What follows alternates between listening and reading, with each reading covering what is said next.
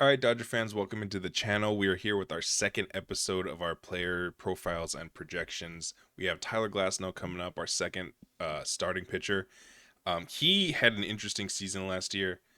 I'm sure it probably felt pretty disappointing for him, but for most of the season, I'll speak for myself, and Matt, you could speak to this as well.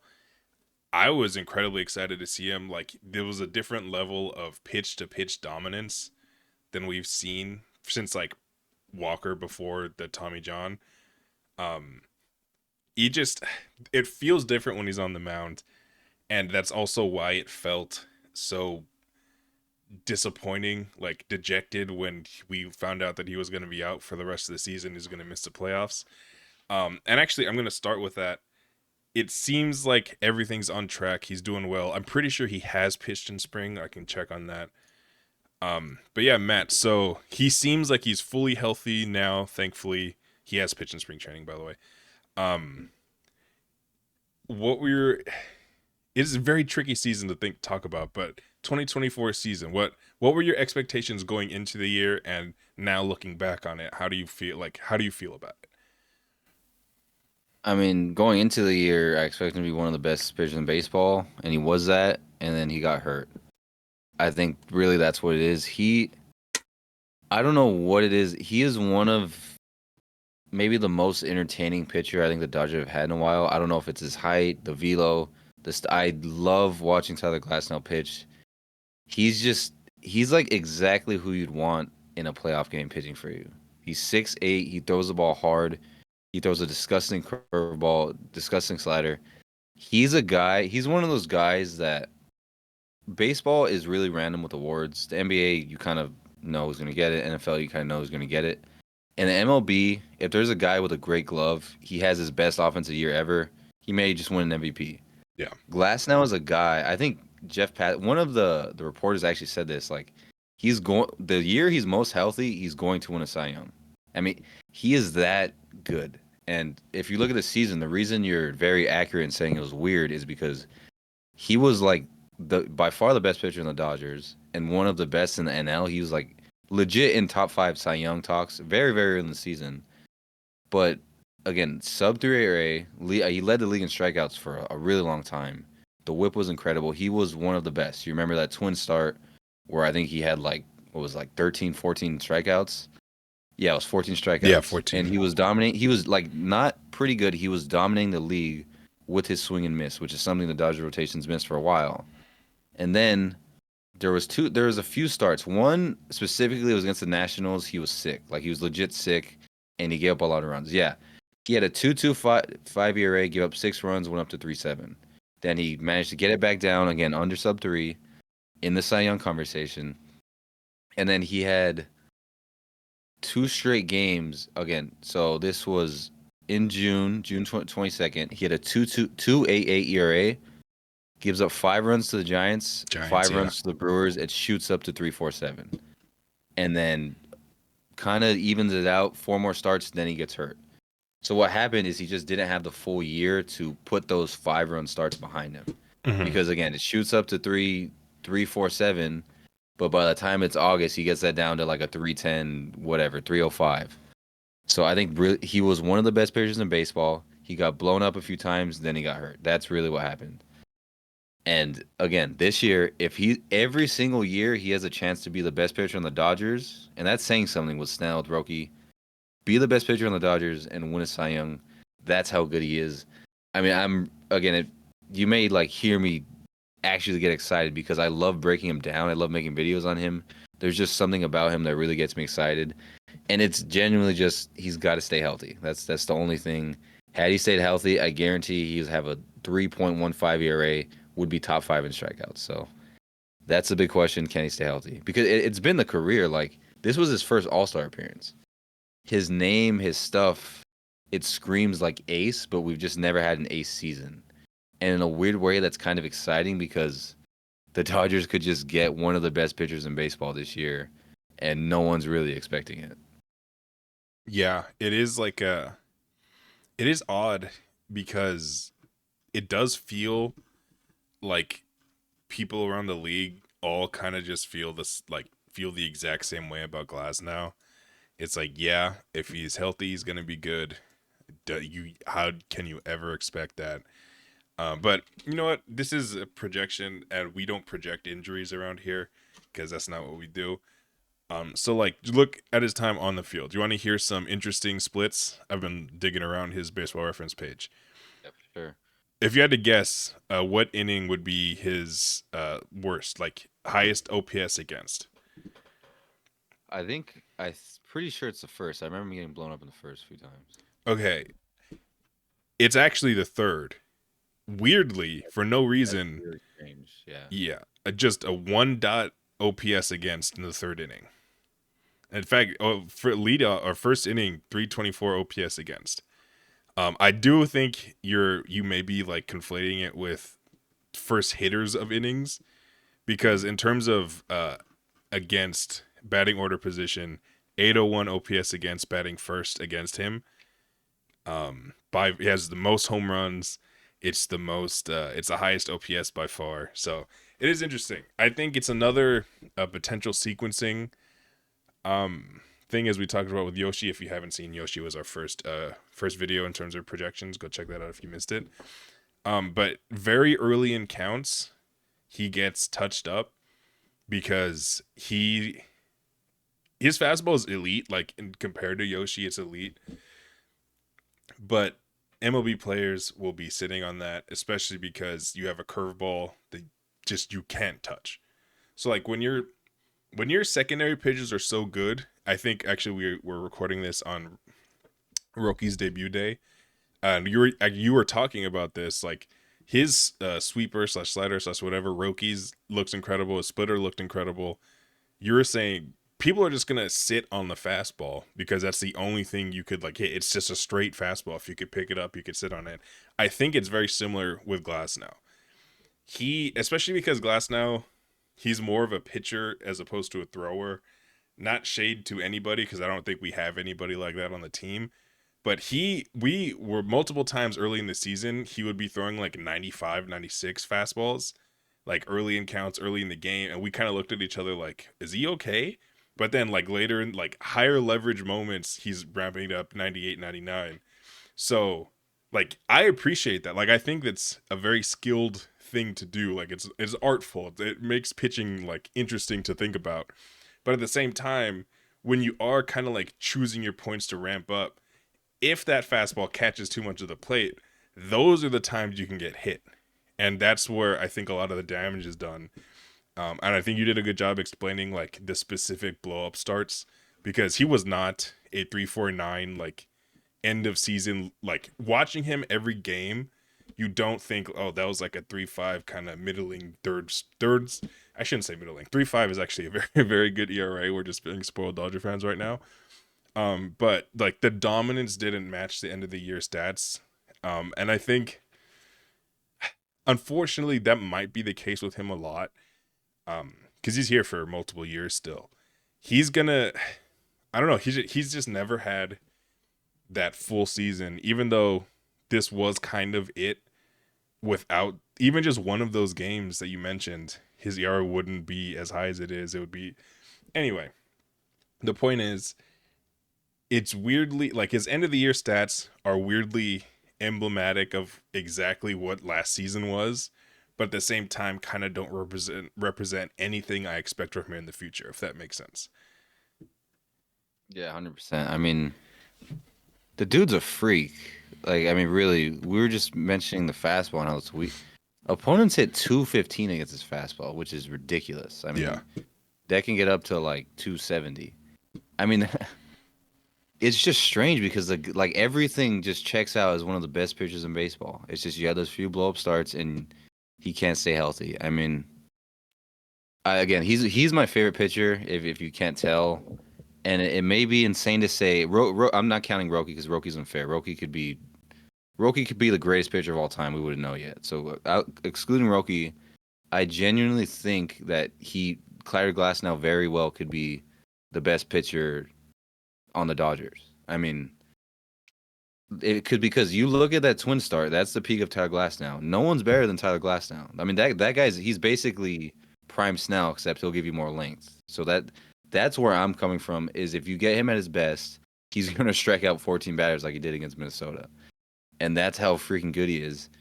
And when you put that guy on a 6-man rotation, like we said, he's never put together a season. Maybe he doesn't, but maybe he gets hot in September and he gives you 7 innings against a wild card team with 10 strikeouts, and then you have to follow that up with Snell and then Sasaki. Which again, I mean, we sound so spoiled as Dodger fans, Hmm. but it leads me to ask because that could be a possibility for someone like Glasnow, who I love just as a person. I really want him to prove himself and have that full year to shut everyone up about the injuries and just be like Cy Young contention, All Star, finish that year All MLB. I would love that for him. But would you prefer him like being the horse and the ace and carrying innings, or would you rather him pitch like 90 innings and be ready for the playoffs? Like, what do you prioritize more for him? I I know what you mean because I think people would hear that and be like, obviously ready for the playoffs. Yeah. I don't think you don't mean like burn him out and he's done. Yeah. I because I think for him in a lot of ways, him having like a legitimate horse season and pitching in the playoffs would solidify everything everyone's ever like thought about him in terms of his ceiling. Because if we do get that, like you said, he's top three Cy Young. Like just straight up, that's what it is. I just don't. I don't know because they kind of leaned into that a little more. Like he was hitting career milestones in terms of innings pitched like halfway through the season, and I can't say that's what caused the injury because he's been injured when he wasn't doing that. But I don't. I wish there was a way to just say I don't care what he does in the regular season, just guarantee me he's ready for the postseason and is fine. But there's no approach that does that. So honestly, 6-man rotation eventually when it gets there because they've talked about how they're not starting with 6 men because the days off don't require it in the beginning of the season. I'm just saying every 6 day, Tyler, give me what you got, and Yeah. hoping that it's fine. You want to hear something crazy? We're talking about how, like, man, he was so good if he just stayed healthy. That was his career high in innings at Yeah, 134, he had a career high in like every stat last year, every which is like crazy cumulative stat. because he pitched 44 more innings than Yoshinobu Yamamoto. I don't know about you, that doesn't seem right. Yeah, 44 more? It's crazy. We really, I mean, we were riding him early on. He was throwing like 7 every single inning. yeah, Even like he would struggle in the 6th and come back out for the 7. So we were really stretching him. So maybe he does a better job staying healthy this year. yeah, and I think that's something that's lost on some fans because like people that don't really pay attention but assume like Dave Roberts just takes everyone out. Like he was letting these dudes run. We had no other starters available. We had a shallow bullpen. Like they were getting deep into games. Like Gavin Stone had a complete game, like the first complete game for the Dodgers in 2 years. Anyway, don't have to derail the point, but yeah, they were getting a lot of run, and now we have the deepest rotation I've ever seen in baseball, in from starting pitching or excuse me, major league and minors, like guys coming up like Robleski and Landon Knack and stuff who just don't have a spot in the team right now, but they can provide innings.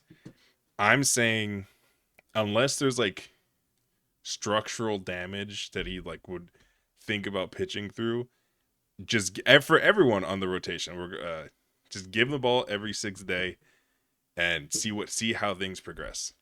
The more consistency we can get, just again, this is kind of selfish, but also I think it's good for them. It's just nice having a rotation, being able to look like if you want to go to a game in 2 weeks, you can just count the days. Oh, I know. Oh, it's in 12 games, so that means we can go 6 and then another 6. Oh, I'm gonna get this guy.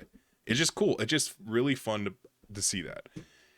So yeah, and talking about 2024 and how it happened and kind of funky year. Would you assume that the projections are going to be equally as funky for Tyler Glass now? Uh, Honestly, yeah, probably. Okay, so like we did with Yoshi, stop me if you hear a stat that raises your eyebrow one way or another. Again, Axel, sorry, this might be your first video here. We're on Fangraphs. They have player projections. This is the Steamer projections. If you feel offended by some of the stats you'll see if you continue this journey with us, don't be. These are always on the higher end. But I say that, and then let's get to Tyler Glass now. So 24 games started. That would be two more than last year. Oh, whatever. Innings pitched 143. That would be 10 more than last year. Ks per nine. If I set the over under at 11, what are you taking? I think 11.00. over. Yeah, I just think barely. over. Yeah. 11.16, which is elite actually, but yeah. ERA, let's get there. So Yoshinobu Yamamoto 3.58. Again, last video, go ahead and check that out. Would you say over under that number? That's where I'll put it. It has to be over. I mean, Would you believe me if I told you that he has the lowest projected ERA for all starters that we have? 3.22. wow, that's 2-2. Yeah. Whoa, that's wow. That I was literally before we started recording. I told you I was expecting like 3.9. That's kind Yeah. of crazy. Yeah, so this actually kind of changes the question. We're going to ask this about every single player that we do. Would you take these projections?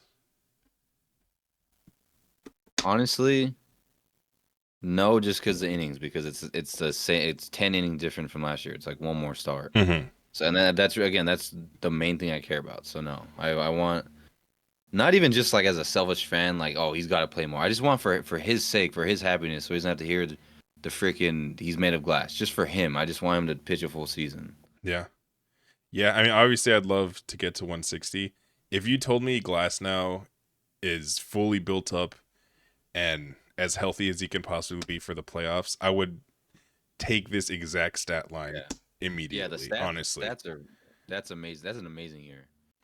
Yeah. It is interesting that Glass now, even like, it seems like sometimes he can be outweighed in terms of like personal, because he is genuinely such a crazy person to watch pitch. And you wonder, like, he's absolutely one of the guys you wonder, how does anyone ever get a hit off of him? Like, eye test wise, he matches up with like the best in the game.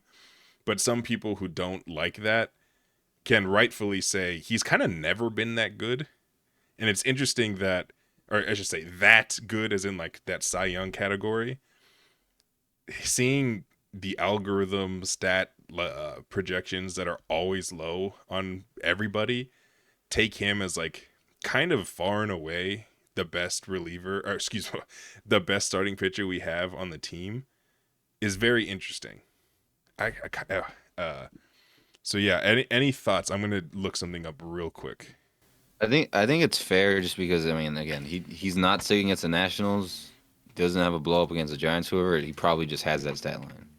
I mean it's pretty similar. Although I'll say if he has a 3.2 ERA, his K per nine's at least a 12. I mean the guy gets Mhm. strikeouts in his sleep. I mean he's got again not many starts, but there's years he had 14.3, 12.6, 13.5, 12.2. Last year was the lowest in 5 years, and it was 11.3. I mean the guy the guy can get a K in sleep, which is incredibly nice. I I guess a fun little question is between Sasaki, Glasnow, and Snell. That's some crazy stuff there. Who do you Yeah. think gets the most strikeouts of those three? Because each one of them has their little trick. One's a rookie, one doesn't go deep, and one has injury concerns. So that's kind of interesting. Yeah. Truthfully, oh, I think Snell probably. Weirdly, for his reputation, I have the most confidence in him pitching the most innings. It's so odd that Blake Snell's like kind of like, oh yeah, he's gonna be the horse. But yeah, I think Snell. Again, we're gonna talk about him in the future, but he is a guy. Also, sorry, I've been distracted because I'm looking it up. Tyler Glasnow last year, same projection algorithm, 3.24 ERA. They just really like Glasnow, and it makes sense. It's really hard not to like Tyler Glasnow as a pitcher. Oh yeah, Yeah, I mean, again, I've said it many times already. He is my favorite pitcher on the staff currently. yeah, yeah. All right, so if you missed the last video, we are going to be doing a fun projection for each, or a prediction, excuse me, for each of these guys. The last episode, I think I talked about Yoshi potentially getting a no hitter. This episode, have you cooked something up for Glass now, Matt? Yeah, it's kind of a strange one. I think I'm incredibly confident he's going to dominate a stretch of the season. Like I mean dominant. I think it's going to be the beginning. All the talk was on Roki, all the talk was on Snell. And then you're kind of people. I've literally seen comments. Oh my gosh, I forgot they have Tyler Glasnow. I forgot that they have Tyler Glasnow. I think he reminds them. He dominates a stretch of the season. I think it's the beginning. I think he starts the All Star game. I just see Ooh, him okay. dominating the first half and starting the All Star game. I like that. Um, yeah, as you're talking about stretches, I think this is going to be an interesting one to tell you. But we are going to check back with these during the season, by the way, if anything that we say does happen. I think over a 5 game stretch, he will have at least 65 strikeouts. I don't know if that's like a crazy number because I haven't done the math in my head. It's at least, actually, no, that's insane. That's over 10 Yeah, a it's game. unbelievable. Excuse me. Let's go 60. I think for sure he's going to have a stretch where it's like 10K, 10K, 10K. Like, so that's Yeah, where my thoughts were. I like that. Yeah, he's gonna have a stretch where he's just ripping straight. Like honestly, it probably the same one that we're talking about. I really truly can see like an MLB tonight talking about Glassnell's going for his 6th straight game of 10 strikeouts. Like that. That's where I'm thinking we can get with him. So yeah, I'm loving doing these projection videos. We're gonna be back again daily. If you're watching this Monday through Friday, this will be posted on a Thursday. So tomorrow we're gonna have another video coming out. Be sure to stay tuned. We appreciate you watching. Subscribe if you're new, which most of you will be. Thanks so much for watching. We'll be back soon. Peace.